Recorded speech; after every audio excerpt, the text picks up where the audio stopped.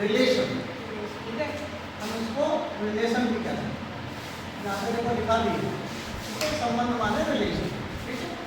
किस प्रकार के संबंध, जैसे देखिए आप कुछ समझिए, जीव जानवर जंतु पशु पक्षी सबके रिश्ते होते हैं, चिड़िया के भी बच्चे होते हैं, जानवरों के भी बच्चे होते हैं, पशु पक्षियों के भी बच्चे होते हैं। हमसे पहले भी इस दुनिया में कुछ लोग आए हैं, तो हमारे बाद में भी इस दुनिया में कुछ लोग आए हैं, ऐसा नहीं हम पहली बार पैदा हुए हैं, हमारे बाद में। तो हमेशा रिश्तों की समझ को हमें ऐसे समझना चाहिए कि हमारे बीच में किस प्रकार के संबंध इस दुनिया में बनते हैं। तो पहले ये देखो कि जैसे यहाँ पे चित्र में दिखाया गया है कि यहाँ पे हम इस दुनिया में आए और जब संसार में हम आते हैं तो हमारा जन्म कुछ लिंग के आधार पर पुरुष या महिला के आधार पर निर्धारित है। क्या हम पुरुष हैं, क्या फिर हम महिला हैं, वही होंगे? समझ में आ रही बात? अब आगे हम जब देखेंगे तो पुरुष के संबंध में ये बात होगी तो सबसे पहले हम ये देखेंगे, मैं आया इस दुनिया में, अगर मैं पुरुष हूँ तो पुरुष के रिश्तों को देखूं, और अगर महिला है तो महिलाओं को रिश्तों को हम जानें, ठीक है। तो हमारी समझ इस आधार पर होती है कि पुरुष और महिला दोनों को हमें समझना जरूरी होगा हमारे संबंध में। तो हम जैसे पहले देखें, पहली पीढ़ी जब हम स्वयं आते हैं तो स्वयं की पीढ़ी में क्या होता है? स्वयं की पीढ़ी में जैसे कि मेरे आने में मेरे माता और मेरे पिता दोनों हैं, उन्होंने मुझे दुनिया में लाया है, ठीक है। तो हम आए, पुरुष हो या महिला हो, कोई भी हो सकते हैं, ठीक है। तो पहले हम ये देखेंगे स्वयं की पीढ़ी में हम कौन होते हैं। या तो हम कहीं पति होंगे, या किसी के भाई हो सकते हैं, चचेरे भाई हो सकते हैं, ममेरे भाई हो सकते हैं, मौसेरे फुफेरे या बहनों साला देवर जेठ और नंदी, या कुछ भी हो सकता है, ये पुरुष में। पर हमें निर्धारण करने के लिए कि पुरुष को हम ये मान के चलते हैं, ये प्लस का लगा दिया है, इसका मतलब है कि संबंधों को समझने के लिए प्लस के आधार पर पुरुषों को हम चेक करें और महिला के आधार पर हम उनको माइनस के आधार पर चेक करें। इस प्रकार के जब सवाल आएंगे तब इनका उपयोग होगा। हम संबंधों को समझने के लिए पहले पीढ़ी में हम खुद को नहीं देखते हैं, हम अपने पहले ये देखेंगे कि हमसे पहले इस दुनिया में कौन आया या हमें कौन लेके आया। तो हमें लाने में हमारे माता और हमारे पिता, ये दो लोग हैं, समझ में आ रहा है? तो जैसे कि मैं कहूँ कि मेरे पिता आए, तो पिता की शादी हुई माँ से, तो माँ महिला है और पिता पुरुष है। अब पिता है तो पिता के कोई भाई भी तो होंगे, या वो बड़े हो सकते हैं या वो छोटे होंगे, ये बात समझ में आ गई है? इसके बाद हम देखते हैं कि पिता के कोई भाई होंगे तो हमारे क्या लगेंगे रिश्ते में? चाचा, बताते जाइए। और दूसरा, अगर हमारे पिता हैं तो पिता के कोई बहन होगी, पिता की कोई बहन होगी तो वो मेरी कौन लगेगी? लगेगी, ठीक है, समझ में आ रहा है? जैसे कि हमने कहा अभी मेरे पिता के कोई भाई होंगे, छोटे अगर भाई होंगे तो वो मेरे चाचा लगेंगे, और अगर वो मेरे पिता के बड़े भाई हैं तो वो मेरे ताऊ लगेंगे। तो चाचा है तो चाचा की शादी किससे होगी? चाचा को चाची होंगी हमारी। और जो हमारे अगर ताऊ हुए, पिता के बड़े भाई यानी ताऊ हुए, तो ताऊ की जिनसे शादी होगी वो हमारी क्या कहलाएंगी? यहाँ तक क्लियर है? समझ में आ गया? आगे बढ़ते। ये पहली पीढ़ी होती है जिसमें हमारे पिता, हमारे चाचा, हमारे फूफा, हमारे मौसा के साथ आते हैं। क्योंकि देखिए हमारे पिता की जो शादी हुई यानी माँ से, तो माँ की कोई बहन तो होगी, माँ की कोई बहन तो होगी, वो या छोटी हो या बड़ी हो, तो वो हमारी तो मौसी कहलाएगी। मौसी की जिससे शादी होगी तो वो तो मौसा होगी। ठीक इसी प्रकार जैसे हमारी भी शादी अगर होगी तो हमारी शादी जिससे होगी वो हमारी पत्नी होगी, तो पत्नी का जो पिता होगा वो हमारा कौन कहलाएगा? ससुर, ठीक है। और हमारी जो पत्नी है उसकी माँ जो होगी, पत्नी की माँ जो होगी वो हमारी क्या कहलाएगी? तो हमेशा याद रखिए पहली पीढ़ी में हमारे पिता, हमारे चाचा, फूफा, मौसा और ससुर होते हैं, और इन सभी की जिनसे शादियाँ होती हैं वो महिलाएं उसी क्रम में हमें जानते हैं। समझ में आ गया? पिता की शादी माँ से, चाचा की शादी चाची से, तो हमारी चाची कहलाए। फूफा की शादी जिससे हुई तो हमारी माँ कहलाई। मौसा की शादी जिससे हुई हमारी मौसी कहलाई, और ससुर की शादी जिससे हुई तो सास। ये पहली पीढ़ी होगी, यानी हमसे एक पायदान ऊपर, यानी इस दुनिया में हमसे पहले वो लोग आए। समझ में आ गया इसका? दूसरी पीढ़ी की बात करेंगे हमको, जिनको यानी कि हमारे पिता को इस संसार में आए, तो पिता को लाने वाले कौन? तो हमारी दूसरी पीढ़ी वो कहलाएगी। हमारी कौन सी पीढ़ी कहलाएगी? दूसरी। तो हमारे पिता को पैदा होने में यानी उनके पिता, हमारे पिता के भी पिता, तो वो कौन हो गए? हमारे दादा। या हमको अपना क्या कह सकते हैं? बाबा भी कहते हैं। समझ में आ रही है? इसी प्रकार हमारे जो हमारे नाम मतलब कहना चाहिए हमारी जो माँ है, यानी मेरी जो माँ होगी, ठीक है, या मैं महिला हूँ या पुरुष हूँ, इससे मतलब नहीं है। मेरी माँ के पिता जो होंगे वो हमारे कौन कहलाएंगे? क्या कहलाएंगे? मेरी माँ के पिता नाना कहलाएंगे, ठीक है। तो अगर वो लड़की है तो भी तो नाना कहेगी, है? अगर वो पुरुष है तो भी नाना कहेगा, ठीक। और अब समझिए दूसरी पीढ़ी में महिलाएं भी कहूंगी, तो नाना की जिनसे शादी होगी और दादा की जिनसे शादी होगी वो हमेशा जरूरी नहीं है दादा ही हो, वहाँ पे अम्मा भी हो सकता है, ठीक है। उसको हम इंग्लिश में क्या कहते हैं? ग्रांड फादर भी कह देते हैं दादा को, है, और ग्रांड मदर भी कह देते हैं दादी। समझ में आ रहा है? तो ये समझिए। आगे ये तो हो गई कौन सी पीढ़ी? दूसरी।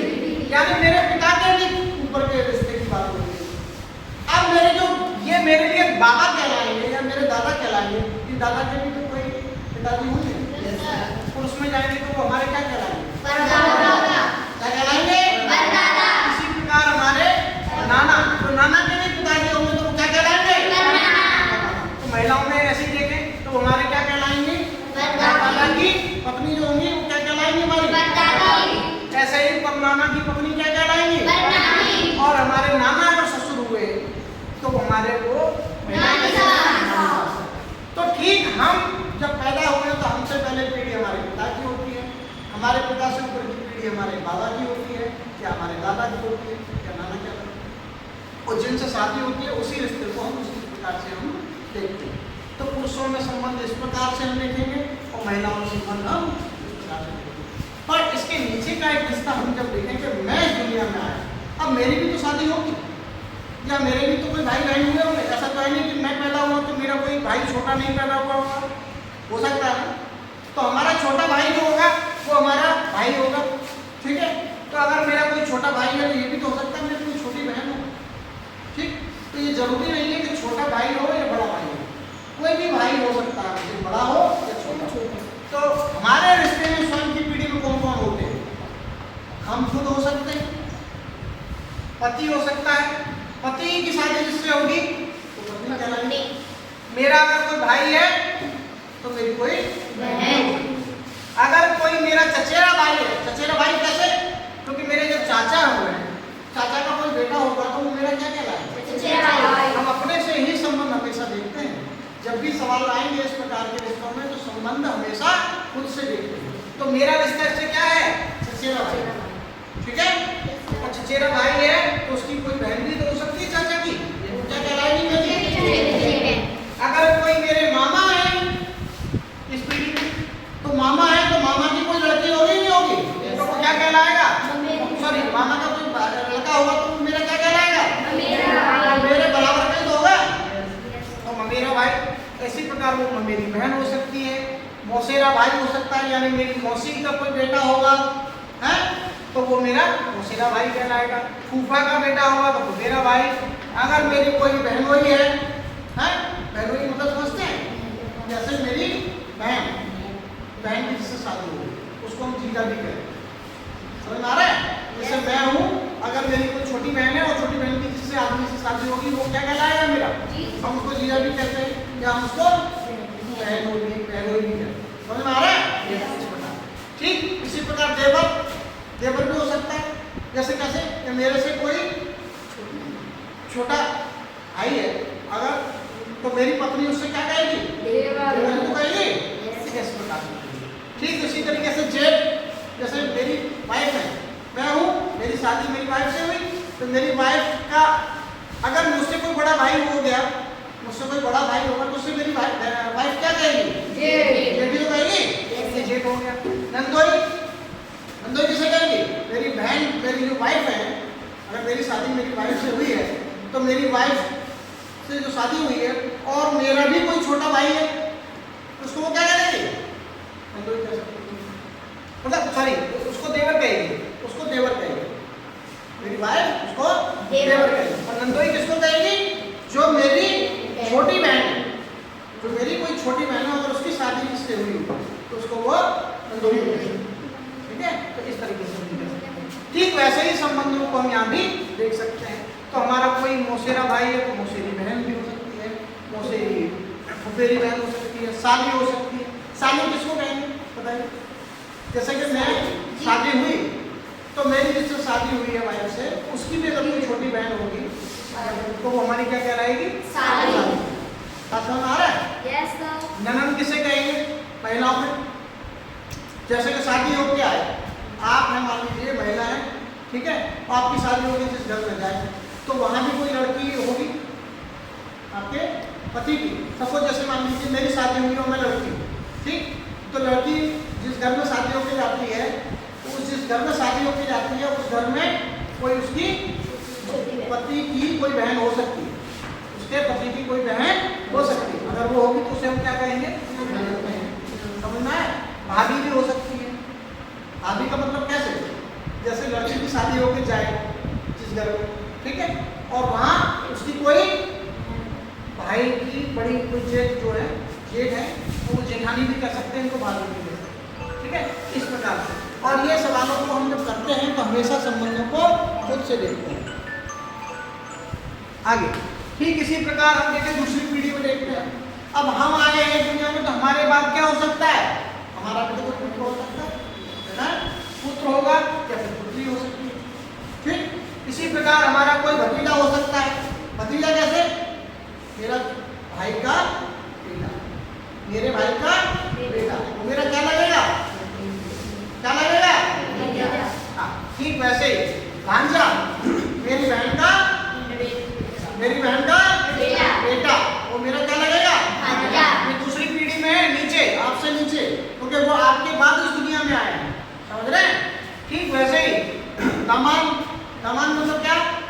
जैसे मेरी बेटी, अब मेरी कोई बेटी हो अगर उसकी मैं शादी कर दूंगा, जिस आदमी से शादी करूंगा उसे वो क्या लगेगा? वो मेरा दामाद लगेगा। ऐसे ही होता, यानी मेरा जो बेटा है उसकी जिससे मेरा जो बेटा है उस बेटे की शादी जिससे होगी, ठीक है, और उसको कोई पुत्र पैदा होगा, यानी मेरे बेटे का भी बेटा जो होगा वो मेरा क्या कहलाएगा? बेटा कहलाएगा।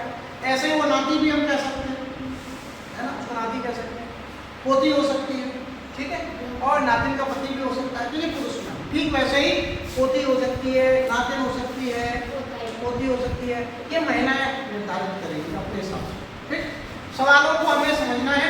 और तीसरी पीढ़ी जो हमसे नीचे की होती है, यानी हमारा पहले हम खुद, फिर हमारा बेटा, हमारे बेटे का भी फिर कोई तीसरा देखे नाती, और नाती का भी कोई बच्चा होगा, तो वो हमारा बच्चा होगा। समझ आया? जैसे मैं हूँ और मेरे बाद में मेरा बेटा हो, ठीक, और मेरे बेटे का भी कोई बेटा हो, पोता कहलाएगा, और पोते का भी कोई और बेटा होगा, वो तीसरी पीढ़ी में आगे क्या हो जाएगा? इसीलिए उसको परनाती भी कह सकते हैं। ठीक है, परपोती या फिर परनाती का पति, ये भी है। तो आपको ध्यान रखना है, अगर महिला है तो परपोती में जा सकते हैं, यानी आपके नाती का भी, तो सॉरी आपके पोते का भी उसकी शादी, तो उसको परपोती कह देंगे। मतलब परपोती आपकी पोती का भी जो शादी जो बेटी पैदा होगी तो परपोती कहलाएगी। समझना है? तो इस प्रकार के रिश्तों को हम चेक करते हैं। सबसे पहले ध्यान रखें, सबसे पहले हमें खुद देखना होता है कि मैं महिला हूँ या पुरुष, और अगर मैं महिला हूँ तो हम इसको माइनस के आधार पर इंगित कर दें, ये जानकारी के लिए है और कोई मतलब नहीं। ठीक है, फिर जब संबंध हमारे सवालों में आएंगे, प्रश्न पूछे जाएंगे, तो हम उनको आगे सवालों को समझेंगे। यही तरीका होता है सवालों को समझने का और अच्छे से इनको करने का। तो खुद को हम पहले देखें, फिर हमारी ऊपर की पीढ़ी की बात हो रही है तो चित्र को ऊपर बना के चलें, और अपने से नीचे की पीढ़ी हो रही है तो चित्र नीचे की ओर बना के चलें। सवाल इस तरीके से किए जाते हैं। ठीक है, आगे सवाल हम करते हैं।